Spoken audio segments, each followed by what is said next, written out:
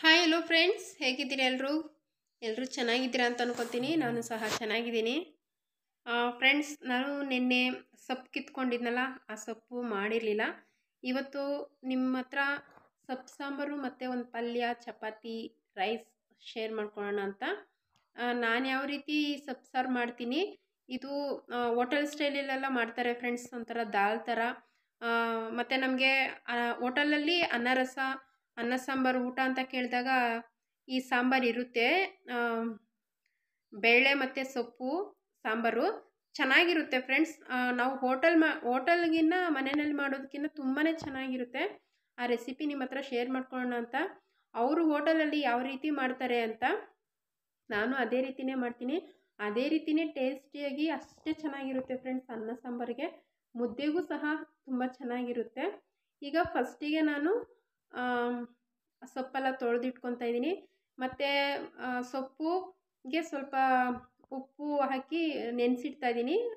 ಸೊಪ್ಪೆಲ್ಲ ನೀಟಾಗಿ ತೊಳೆದಾದ್ಮೇಲೆ ಮತ್ತೆ ಲಾಸ್ಟಲ್ಲಿ ಒಂದು ಸರಿ ಕುಡಿಯೋ ನೀರಲ್ಲಿ ತೊಳೆದಿಟ್ಕೊಬೇಕಾದ್ರೆ ಉಪ್ಪು ಹಾಕಿ ಸ್ವಲ್ಪ ನೆನೆಸಿಡ್ತೀನಿ. ಯಾಕಂದರೆ ಅದು ನಾವು ಮನೆ ಸುತ್ತೆಲ್ಲ ಕಿತ್ತಿರ್ತೀರಲ್ವ, ಹಂಗಾಗಿ. ಮತ್ತು ಹೊರಗಡೆಯಿಂದ ನಾವು ಮಾರ್ಕೆಟಿಂದ ತೊಗೊಂಬರೋ ಸೊಪ್ಪು ಸಹ ಇದೇ ರೀತಿಯೇ ಉಪ್ಪಾಕಿ ತೊಳ್ಕೊಬೇಕು. ಇವಾಗ ಸೊಪ್ಪು ಸಾಂಬಾರಿಗೆ ಬೇಕಾಗಿರೋವಂಥ ಈರುಳ್ಳಿ, ಟೊಮೊಟೊ, ಬೆಳ್ಳುಳ್ಳಿ ಎಲ್ಲ ಕಟ್ ಮಾಡಿ ಇಟ್ಕೊತಾ ಇದ್ದೀನಿ. ತೊಗರಿಬೇಳೆ ಹಾಕಿ ಮಾಡಿದ್ರೆ ತುಂಬ ಚೆನ್ನಾಗಿರುತ್ತೆ ಫ್ರೆಂಡ್ಸ್ ಈ ಸೊಪ್ಪು ಸಾಂಬಾರು. ಹಾಗೆ ನಾನು ಅಷ್ಟೇ ತೊಗರಿಬೇಳೆ ಹಾಕ್ತಾಯಿದ್ದೀನಿ. ನೀವು ಬೇಕಾದರೆ ಹೆಸರುಬೇಳೆ, ಮೈಸೂರು ಬೇಳೆ ಇದೆಲ್ಲ ಹಾಕ್ಬೋದು. ಹೋಟೆಲಲ್ಲೆಲ್ಲ ನಿಮಗೆ ಗೊತ್ತಿರೋಂಗೆ ತೊಗರಿಬೇಳೆನೇ ಹಾಕಿ ಮಾಡೋದಲ್ವ, ಹಾಗೆ ನಾನು ಸ್ವಲ್ಪ ತೊಗರಿಬೇಳೆನೇ ಹಾಕಿ ಮಾಡ್ತಾಯಿದ್ದೀನಿ. ತುಂಬ ಚೆನ್ನಾಗಿರುತ್ತೆ ಫ್ರೆಂಡ್ಸ್. ನಾವು ಹೋಟ್ಲಲ್ಲಿ ತಿಂದಿರೋಕ್ಕಿಂತ ಮನೇಲಿ ಈ ಥರ ಮಾಡ್ಕೊಂಡು ತಿನ್ನೋದ್ರಿ ತುಂಬಾ ಚೆನ್ನಾಗಿರುತ್ತೆ. ಇದಕ್ಕೆ ಮಸ್ಸೊಪ್ಪು ಅಂತಲೂ ಕರಿಬೋದು, ಅಥವಾ ಬೇಳೆ ಸೊಪ್ಪು ಮೆಣಸು ಅಂತಲೂ ಕರೀತಾರೆ. ಇವಾಗ ನಾನು ಆ ಬೇಳೆನ ಒಂದು 2ರಿಂದ 3 ಸರಿ ಚೆನ್ನಾಗಿ ತೊಳ್ಕೊತಾ ಇದ್ದೀನಿ. ಇವಾಗ ಚೆನ್ನಾಗಿ ತೊಳ್ಕೊಂಡಿದ್ದಾದಮೇಲೆ ಇವಾಗ ಕಟ್ ಮಾಡಿ ಇಟ್ಕೊಂಡಿದ್ನಲ್ಲ ಈರುಳ್ಳಿ, ಬೆಳ್ಳುಳ್ಳಿ, ಟೊಮೊಟೊ, ಹಸಿಮೆಣ್ಸಿನ್ಕಾಯಿ ಅದೆಲ್ಲ ಹಾಕ್ಕೊತಾ ಇದ್ದೀನಿ. ಅದೆಲ್ಲ ಹಾಕ್ಕೊಂಡು ಇವಾಗ ಆದಮೇಲೆ ಸೊಪ್ಪಿಡೋಣ. ಸೊಪ್ಪು ನಾನು ಚಿಕ್ಕ ಚಿಕ್ಕದಾಗಿ ಕಟ್ ಮಾಡ್ಕೊತಾ ಇದ್ದೀನಿ. ಯಾಕೆಂದರೆ ನಾವು ರುಬ್ಬೋದಿಲ್ಲ ಫ್ರೆಂಡ್ಸ್, ಇದು ಮಸಿಬೇಕು. ರುಬ್ಬೋ ಆಗಿದ್ದಿದ್ರೆ ಹಾಗೇ ಇಡ್ಬೋದಾಗಿತ್ತು, ಆದರೆ ನಾನು ಕಟ್ ಮಾಡಿ ಹಾಕ್ಕೊತಾ ಇದ್ದೀನಿ. ಈಗ ನಾನು ಉಪ್ಪಾಕಿ ನೆನೆಸಿಟ್ಟಿದ್ನಲ್ಲ ಆವಾಗಲೇ ಸೊಪ್ಪು, ಅದನ್ನೆಲ್ಲ ಇವಾಗ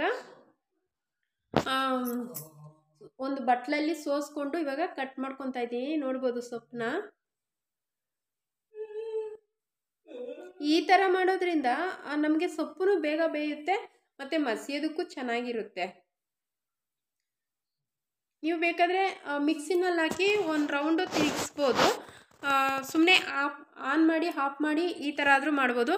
ಆದರೆ ತುಂಬ ನುಣ್ಣಗೆ ರುಬ್ಕೊಳಕ್ಕೆ ಹೋಗಬಾರ್ದು. ನೋಡಿ, ನಾನು ಈ ಥರ ಕಟ್ ಮಾಡ್ಕೊತಾ ಇದ್ದೀನಿ. ಎಲ್ಲ ಸೊಪ್ಪು ಇದೇ ಥರನೇ ಕಟ್ ಮಾಡಿ ಈಗ ಕುಕ್ಕರಲ್ಲಿ ಹಾಕ್ಕೊಂಡು ಒಂದು 2ರಿಂದ 3 ವಿಜಿಲು ಕೂಗಿಸ್ಕೊಬೇಕು.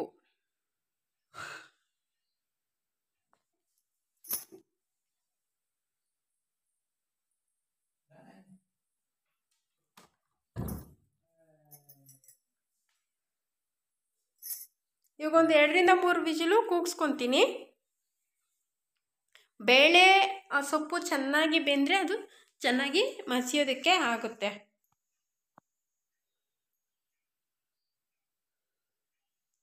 ಒಂದು ಕಡೆ ಅನ್ನಕ್ಕೂ ಸಹ ಇಟ್ಕೊಂಡಿದ್ದೀನಿ ಫ್ರೆಂಡ್ಸ್. ಮತ್ತು ಬೆಳಗ್ಗೆ ನಾನು ಕ್ಯಾರೆಟು, ಬೀಟ್ರೂಟು ಮತ್ತು ಸೌತೆಕಾಯಿ ಇದೆಲ್ಲ ಹಾಕಿ ಒಂದು ಜ್ಯೂಸ್ ಮಾಡ್ಕೊಂಡಿದ್ದೆ.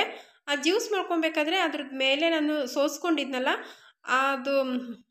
ಅದೇನು ಬಿಸಾಡೋದು ಬೇಡ ಅಂತ ಅಂದ್ಕೊಂಡು ಅದ್ರ ಸೋಸ್ಕೊಂಡಿರೋವಂಥದ್ದನ್ನೆಲ್ಲ ಫಿಲ್ಟ್ರ್ ಮಾಡ್ಕೊಂಡಿರೋವಂಥದ್ದನ್ನೆಲ್ಲ ಇತ್ತು, ಅದರಲ್ಲೇ ಹಾಕಿ ಚಪಾತಿ ಕಲಿಸ್ಕೊತಾ ಇದ್ದೀನಿ. ಬಿಸಾಡೋದು ಬೇಡ, ವೇಸ್ಟ್ ಆಗೋದು ಬೇಡ ಅಂತ.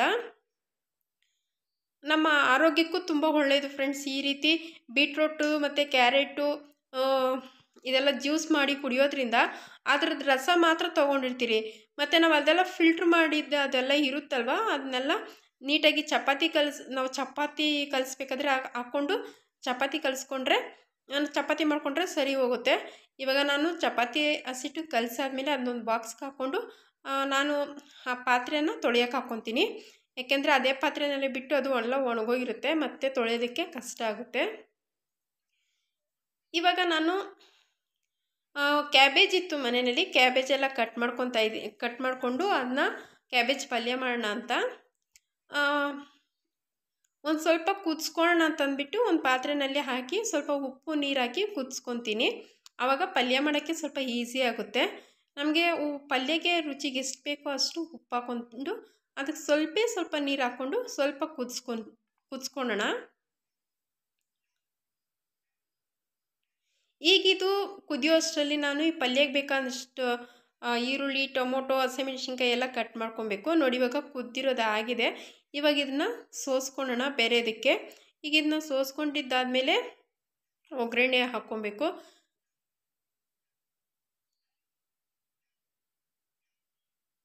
ಇದಕ್ಕೆ ಸ್ವಲ್ಪ ಟೊಮೊಟೊ ಹಾಕಿದ್ರೆ ಚೆನ್ನಾಗಿರುತ್ತೆ, ಟೇಸ್ಟ್ ಒಂದು ಒಳ್ಳೆ ಟೇಸ್ಟ್ ಕೊಡುತ್ತೆ ಫ್ರೆಂಡ್ಸ್. ಯಾವುದೇ ಒಂದು ಪಲ್ಯ ಮಾಡಿ ಸ್ವಲ್ಪ ಜಾಸ್ತಿ ಬೇಡ, ಸ್ವಲ್ಪ ಒಂದು ಚಿಕ್ಕ ಟೊಮೊಟೊ ಹಾಕಿ ಪಲ್ಯ ಮಾಡಿ ತುಂಬಾ ಚೆನ್ನಾಗಿರುತ್ತೆ.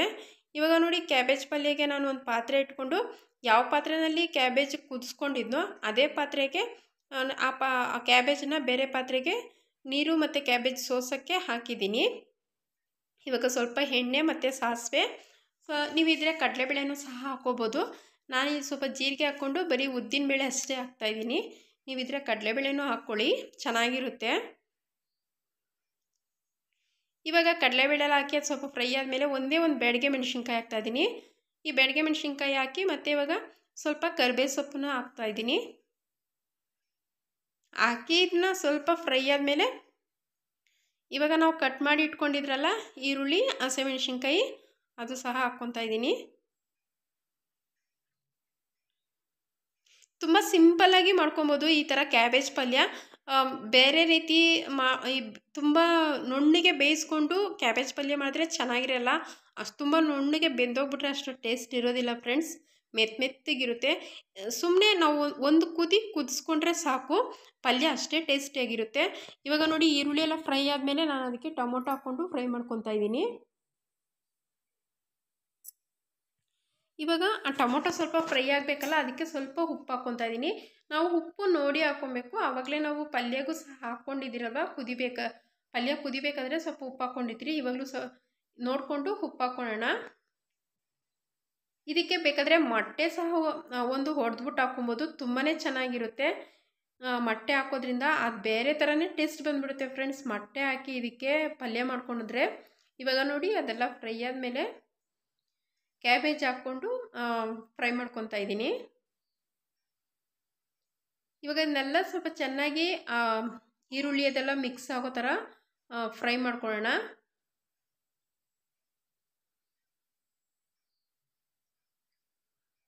ಇದನ್ನ ತುಂಬ ಹೊತ್ತು ಏನು ಬೇಯಿಸ್ಕೊಳೋದು ಬೇಡ. ನೀವು ಬೇಕಾದರೆ ಅರಿಶಿನನೂ ಹಾಕ್ಕೊಬೋದು. ನಾನು ಅರಿಶಿನ ಹಾಕ್ತಾ ಇಲ್ಲ, ಅದಕ್ಕೆ ವೈಟಾಗಿ ಇರಲಿ ಅಂತ ಬಿಡ್ತಾ ಇದ್ದೀನಿ. ಇಲ್ಲಿ ಈ ಕಡೆ ಬೇಳೆ ಸೊಪ್ಪೆಲ್ಲ ಕುದಿಸ್ಕೊಂಡಿದ್ನಲ್ಲ, ಇವಾಗ ಅದು ಬೆಂದಿದೆ. ಇವಾಗ ಬೆಂದಿರೋ ಅಂಥ ಬೇಳೆ ಸೊಪ್ಪು ಮತ್ತು ನೀರು ಅದನ್ನೆಲ್ಲ ಸಪ್ರೇಟ್ ಮಾಡ್ಕೊಳ್ಳೋಣ. ಮತ್ತು ನಾನು ಕೊಬ್ಬರಿ ಸ್ವಲ್ಪ ಮಿಕ್ಸಿ ಜಾರ್ಗೆ ಹಾಕಿಟ್ಕೊಂಡಿದ್ದೆ, ಸುಮ್ಮನೆ ಸ್ವಲ್ಪ ತರಿಯಾಗಿ ಮಾಡಿಟ್ಕೊಂಡಿದ್ದೆ. ನೀವು ಬೇಕಾದರೆ ತುರ್ಕೊಬೋದು. ನಾನಿಲ್ಲಿ ತುರಿದಿಲ್ಲ, ಮಿಕ್ಸಿ ಜಾರ್ಗೆ ಹಾಕ್ಕೊಂಡಿದ್ದೆ. ಇವಾಗ ಸೊಪ್ಪು ಬೇಳೆ ಬೇಯಿಸಿ ಇಟ್ಕೊಂಡಿದ್ರಲ್ಲ ಅದಕ್ಕೇ ಹಾಕ್ಕೊಂಡು ಈ ಥರ ಮಸಿಯೋದು ತೊಗೊಂಡು ಚೆನ್ನಾಗಿ ಮಸ್ಕೊಳ್ಳೋಣ. ನೀವು ಬೇಕಾದರೆ ಮಿಕ್ಸಿಗೆ ಹಾಕಿ ಸ್ವಲ್ಪ ನುಣ್ಣಗೆ ಬೇಡ, ಸ್ವಲ್ಪ ತರಿಯಾಗಿ ರುಬ್ಕೊಂಡ್ರೂ ಆಗುತ್ತೆ. ನಾನಿಲ್ಲಿ ಮಸಿತಾ ಇದ್ದೀನಿ.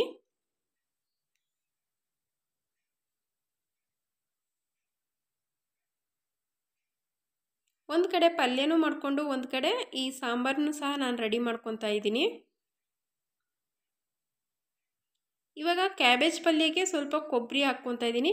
ನೀವು ಕೊಬ್ಬರಿ ಬೇಕಾದರೆ ನಿಮ್ಮ ಇಷ್ಟ ಹಾಕಿದ್ರೆ ಹಾಕ್ಬೋದು, ಇಲ್ಲಾಂದರೆ ಇಲ್ಲ. ಬಟ್ ನನಗೆ ಸ್ವಲ್ಪ ಕೊಬ್ಬರಿ ಇದ್ದರೆ ಚೆನ್ನಾಗಿರುತ್ತೆ ಅಂತ ಕೊಬ್ಬರಿ ಹಾಕ್ಕೊತಾ ಇದ್ದೀನಿ.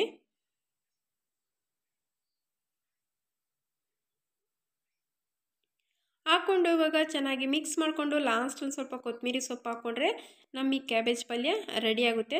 ಕ್ಯಾಬೇಜ್ ಪಲ್ಯ ಒಬ್ಬೊಬ್ಬರು ಒಂದೊಂದು ಥರ ಮಾಡ್ತಾರೆ. ನನಗೆ 2 ರೀತಿಯಲ್ಲಿ ಮಾಡೋದು ಗೊತ್ತು. ಮತ್ತು ಇನ್ನೊಂದು ಏನಂದರೆ ಕಡಲೆಬೇಳೆನೂ ಮತ್ತು ಕ್ಯಾಬೇಜು ಕುಕ್ಕರಲ್ಲಿ ಬೇಯಿಸ್ಕೊಂಡು ಅದು ಸಹ ಮಾಡ್ಬೋದು. ಮತ್ತು ಇದ್ರ ಜಾಗದಲ್ಲಿ ಕಡಲೆಬೇಳೆ ಜಾಗದಲ್ಲಿ ಹೆಸರು ಕಾಳು ಹಾಕಿ ಮಾಡಿದ್ರೂ ಚೆನ್ನಾಗಿರುತ್ತೆ. ಇವಾಗ ನೋಡಿ ಪಲ್ಯ ರೆಡಿಯಾಗಿದೆ. ಇವಾಗ ನಾನಿಲ್ಲಿ ಸೊಪ್ಪು ಬೇಳೆ ಮಸ್ತಿದ್ನಲ್ಲ ಅದು ಸಹ ಆಗಿದೆ. ಇವಾಗ ಇದಕ್ಕೊಂದು ಒಗ್ಗರಣೆ ಕೊಟ್ಕೊಳ್ಳೋಣ. ನಾನಿಲ್ಲಿ 2 ಟೈಮ್ಗೆ ಸಾಂಬಾರು ಮಾಡೋದ್ರಿಂದ ನನಗೆ ಇಷ್ಟು ಸಾಂಬಾರು ಸಾಕಾಗುತ್ತೆ.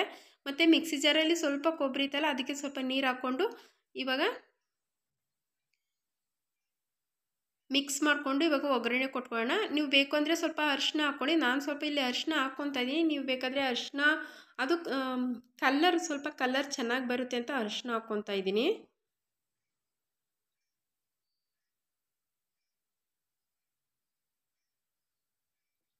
ಇಲ್ಲಿ ಒಂದು ಪಾತ್ರೆಗೆ ಸ್ವಲ್ಪ ಎಣ್ಣೆ ಹಾಕ್ಕೊಂಡು ಮತ್ತು ಸ್ವಲ್ಪ ಸಾಸಿವೆ ಹಾಕ್ಕೊತಾ ಇದ್ದೀನಿ.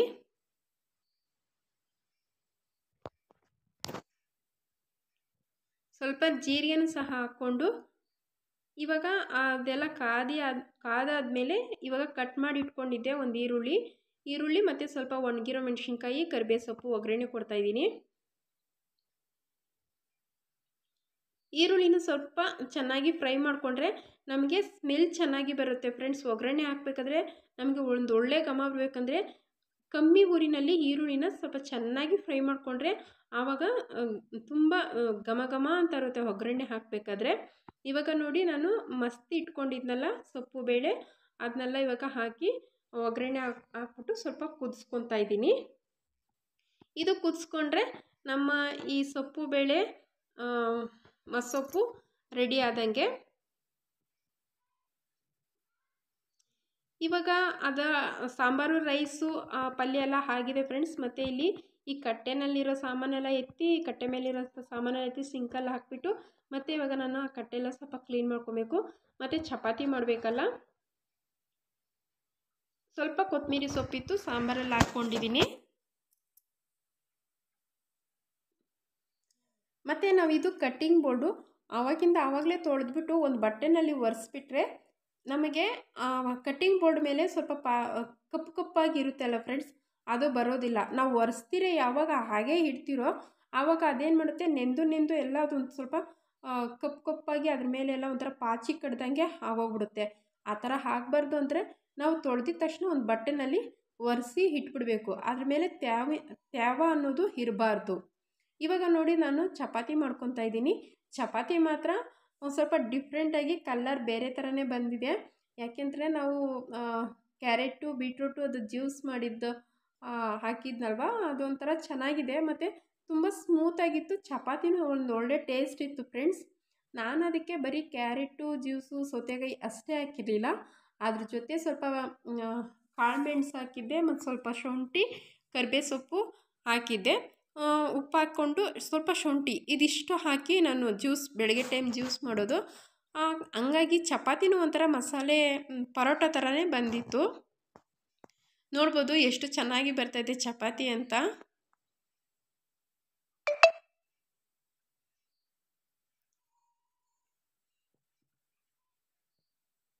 ಕ್ಯಾಬೇಜ್ ಪಲ್ಯಗೂ ಮತ್ತು ಈ ಚಪಾತಿಗೂ ತುಂಬಾ ಟೇಸ್ಟು ತುಂಬಾ ಚೆನ್ನಾಗಿತ್ತು. ನಾನು ಆವಾಗಲೇ ಹೇಳ್ದಂಗೆ ಮೊಟ್ಟೆ ಹಾಕ್ಕೊಂಡಿದ್ದಿದ್ರೆ ಆ ಕ್ಯಾಬೇಜ್ಗೆ ಒಂದು ನಿಜವಾಗ್ಲೂ ತುಂಬಾ ಚೆನ್ನಾಗಿರ್ತಿತ್ತು ಫ್ರೆಂಡ್ಸ್. ನೀವು ಬೇಕಾದರೆ ಕ್ಯಾಬೇಜ್ ಪಲ್ಯಗೆ ಒಂದು ಮೊಟ್ಟೆ ಹಾಕಿ ನೋಡಿ, ಒಂದು ಒಳ್ಳೆ ಟೇಸ್ಟ್ ಇರುತ್ತೆ. ಇವಾಗ ನೋಡಿ ಚಪಾತಿ ಆಯಿತು. ಇನ್ನು ಉಳಿದಿರೋ ಚಪಾತಿ ಎಲ್ಲ ಇದೇ ರೀತಿಯೇ ಮಾಡ್ಕೊಳ್ಳೋಣ.